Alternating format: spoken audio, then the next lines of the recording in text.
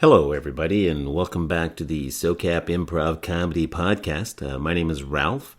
I'm the owner and artistic director of the SoCap Improv Comedy Theatre in Toronto, Ontario, Canada. We're located at 154 Danforth Avenue, above the Black Swan Tavern, on the second and third floor. We do improv classes, shows, events. You can rent our facilities and put on your own shows. We do corporate events, private events. Got a birthday party coming up.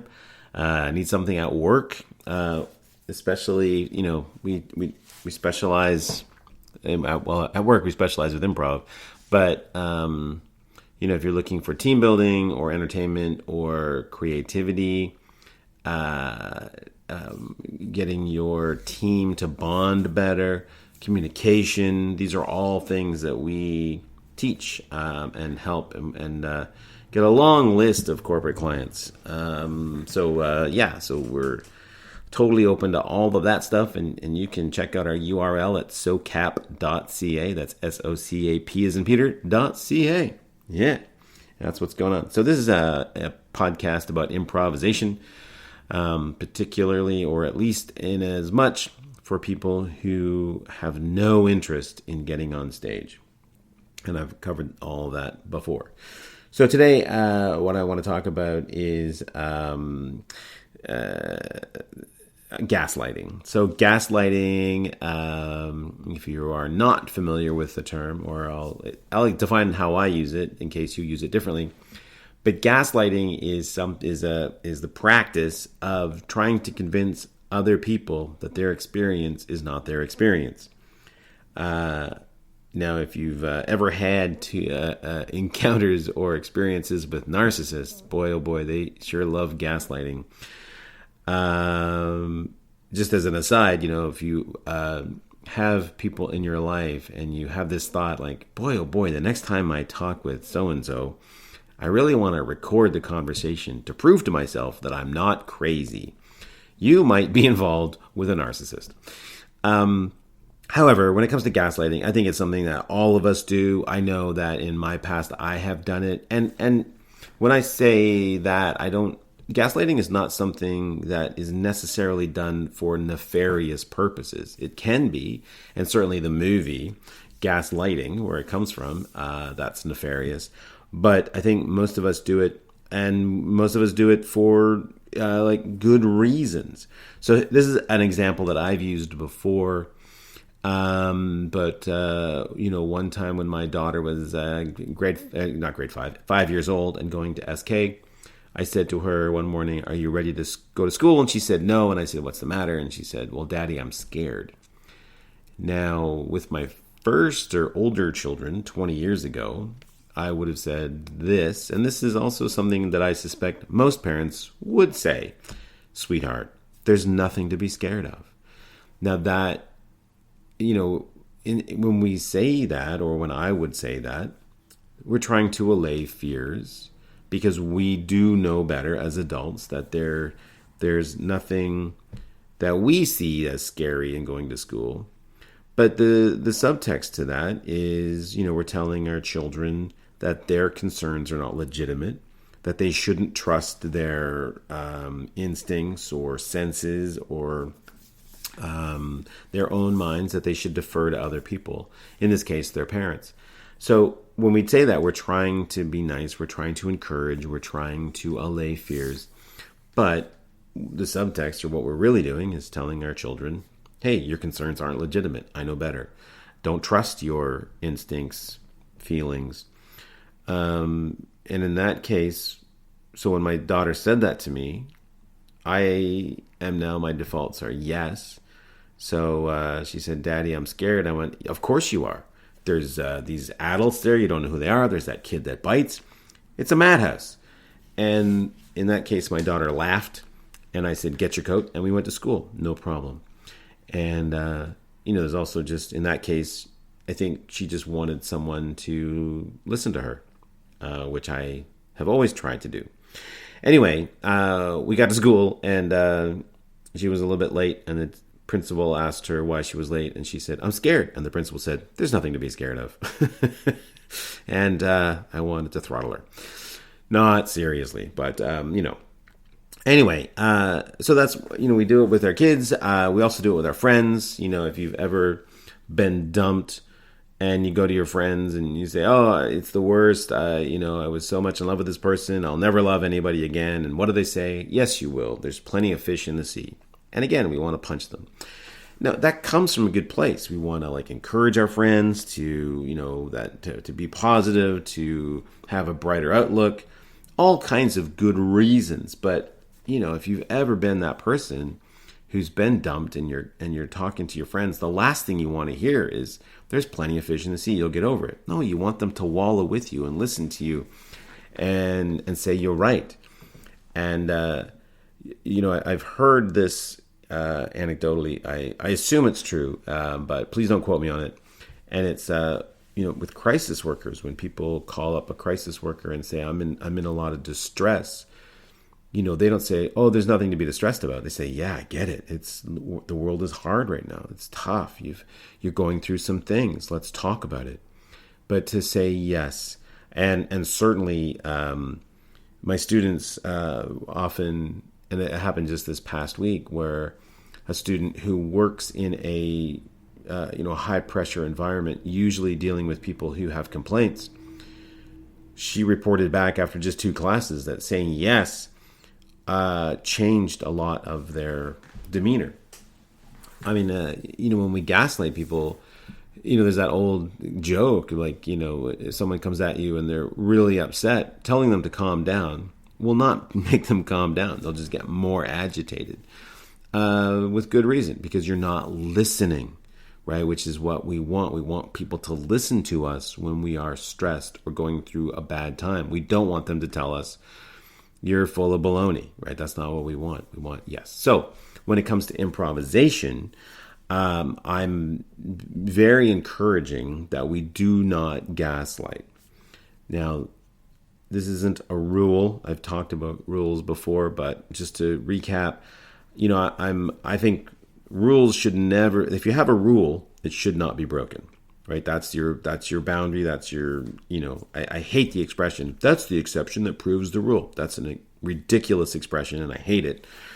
And no, there is no exception that proves the rule. The rule is a rule, and if it's not a rule, it shouldn't be a rule. So I guidelines, and if I had one rule about improv, it would be that the performers have to be in agreement as to what's going on.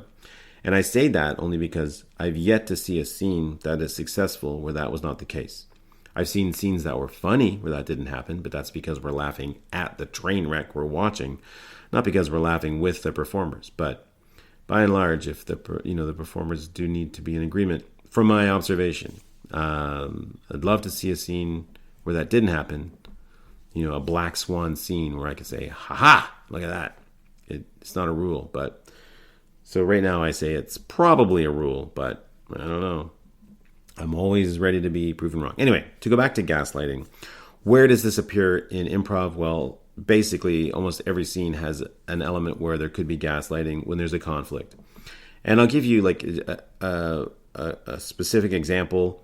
Character A says to character B, "You never support me."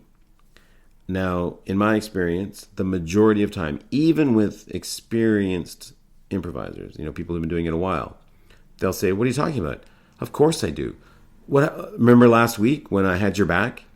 And now what we've got here is an example where the actors are disagreeing over the reality of the scene. And what that will tend to do in an improv scene is create... and there's a disconnect, and we can't really move forward until we solve the reality. Whose reality is right? And I hear you say, "But Ralph, both realities can be right," and that is true. That they can. The characters could have differing opinions about it, but we want the actors to be on the same page, right? The actors cannot be in disagreement on this point. And I say cannot. I mean, I guess there's probably a way forward for them to have that, but it's going to be messy. And I would encourage you heartily to not have that. Again, if I had a rule, it would be about agreement on the on the level of the actors. Characters can say no and fight and disagree like crazy, but the actors, so when character A says, "You never support me," that is the play that actor who's playing that character is making. Aha! I want you to accept that my character thinks your character doesn't support them. And then character B, the actor, should, in this case, say yes. Okay, my character doesn't support your character, and therefore I will say yes. Haha, right. That's true. I don't, because you're not worth my support. Boom, stakes go up, agreement. Oh, now we have a dynamic and a fun scene. Now, if character B wants to play a hero or play the protagonist, you can accept it and go low status and say, that's right, because I don't have the skills to support you, because I don't know how to do that. So we can do it that way too. It doesn't mean you have to be a jerk. You can be the main character if you want. In this case, I always say, well, do what's more fun. What's more fun? Is it more fun to be a jerk? Often it is. So, but you go in this case, I would recommend go with your instinct, or go with what you think would be more fun. Or maybe you've played 5 times in a row where you're the jerk. Well, this time play vulnerable, play low status, and see what happens. But for me, the main thing is don't gaslight. Say yes. Character A, mother always loved you best. Character B, 95% of the time will say, no, she didn't. She loved us both equally. And then we got to fight over whose version of reality we're going to listen to. And that leads us into an argument trap. So in the situation, the reaction to the line, mother always loved you best, the best, in my opinion, response to that is, of course she did. Well, I'm far and away the superior child. Or I know she did. And you know what? I've always felt really guilty about that. So let's make it up to you. Both of those are fine because they accept the reality as it is and move us forward. This is the yes and that is hard. Let's go to the beach. Yes, and I'll work on my tan. That's pretty simple. The yes and of I think you're a real big jerk. To say yes to that is hard, right? Yeah, I know I am a jerk. But you know what? It gets me everything I want. Hilarious. And now we're moving forward. So, I can hear, and I get this in my class, Ralph, can I ever, have a disagreement, and yes, you can. You certainly can. But when you disagree, if your character wants to say, what do you talk? Okay, so to go back to this example, where character A says, you never support me. And actor B really wants their character to disagree with that and say, what are you talking about? I supported you last week. Well, then I would flip it back onto character A and say, or actor A, and say, the other actor doesn't want to play that game that you put forward. For what reasons? I don't know. So what I would recommend is you play their game. And then after the scene is over, we'll have a conversation about whose game we want to play. So yes. And I will get to the one exception where I will heartily recommend we gaslight, but not quite there yet. So in that case, yes, I would. If you really want if you really want your character to fight, then I would flip it back onto character A and say, okay, they don't want to accept that, and that's fair. If people don't want to accept things, that's fair. We'll have a conversation about it. Especially if it comes up 2 or 3 times. But the first time it happens, just roll with it. So character A says, you never support me. Character B says, what are you talking about? I had your back last week. Then character A should say, or in my opinion, or my recommendation is, oh my gosh, you're right. Oh, thanks for pointing that out. I've misjudged you. I've had it all wrong. And then we understand the world. They were wrong. They made an erroneous assumption, and now they've straightened it out, and we can move on. But that still leads us into finding another thing to talk about. Yes. Another thing, if you want to gaslight as the character, so for example, let's say character A accuses character B of being unfaithful. And character A says, you didn't come home last night. Are you having an affair?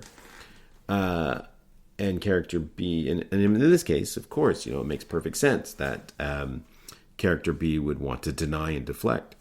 And my advice in that case is say no, but in a way that lets everybody know the answer is yes, right? So character A says, you didn't come home last night. Are you having an affair? And character B says, an affair? Me? How could you? Really? Really? Is that what you think? That's yeah, how could you think that? Now I'm going really far and I'm over exaggerating. You only have to go as far as you need to let everybody know that your character is denying it, but the actor knows, of course I'm cheating. Because that's a legitimate, absolutely. So it's nuanced in that way. Your character is saying, no, I'm not cheating, but the actor is saying, yeah, I am. So let's have a fight about it, or let's see what happens as a result of me saying yes to this. So that's the thing. If you're saying no, if your character is saying no, we have to know that the actor is saying yes. And in my experience, if your character wants to say no, I'm not having an affair, but you as the actor know in your head, yeah, I am, will know. And you don't have to make a big show. You don't have to be like super sarcastic and roll your eyes and let us all know in a really heavy-handed way. You can usually be quite subtle. What? Me? Cheating? Sweetheart, you know I love you. And then we're all like, okay, he's totally cheating, without making a meal out of saying no. Now, there is a time when you can gaslight, and that's or there's a time when you can. Look, I don't give you allowance to do. You do whatever you want. I say can and shouldn't and blah blah blah blah. But what I'm talking about are, in my opinion, best practices. After seeing thousands and thousands and thousands of hours of improvisation and performing it, this is what I see. And again, I don't have a rule. I don't have any rule except that there should be agreement. And even that one, I'm not 100% sure on. I'm like 98.9% sure on. But at the end of the day, you do whatever you want. You want to gaslight, you want to say no, you want to deny reality, all that stuff. That's great. One time I did a scene where we all we did was deny reality, but everybody on stage agreed that's what we were doing, and it worked. So it can work. Anyway, but we all agreed that we were going to deny the reality and all that stuff. Anyway, so when can you gaslight, or when would I recommend it? If you're doing if someone wants to play a game that you're not comfortable with, like a seduction game. You're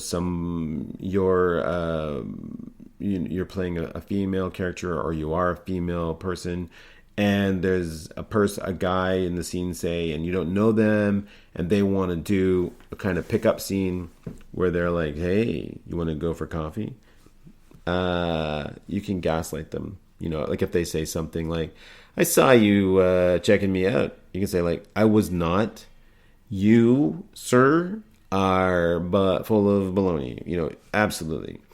It used to be a bigger problem. In fact, I haven't experienced it in a long, long time.